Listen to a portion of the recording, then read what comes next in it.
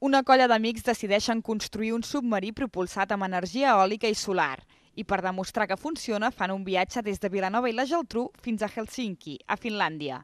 Aquest és l'argument de Projecte Ictibela, una novel·la de l'escriptor de Bigues i Riells, Pau Joan Hernández, que ha estat reeditada recentment per l'editorial de la Garriga El Roure de Can Roca. Com la majoria de novel·les de l'escriptor ballesà, està dirigida al públic juvenil.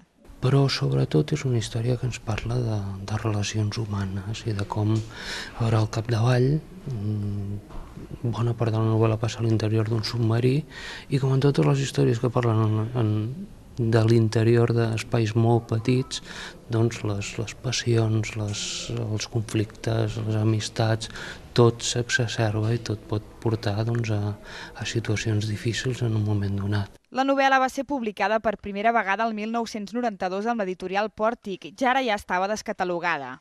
Abans de tornar-la a editar, Pau Joan Hernández l'ha reescrit, ja que calia actualitzar-la a la tecnologia del moment, que no té res a veure amb la de fa 20 anys.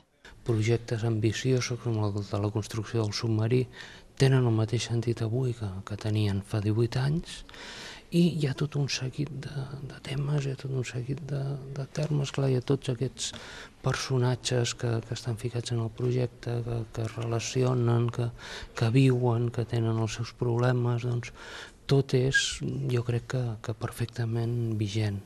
Com a traductor ja havia col·laborat amb algunes edicions del Roure de Can Roca, però aquesta és la primera vegada, com a escriptor, que Pau Joan Hernández publica amb l'editorial de la Garriga.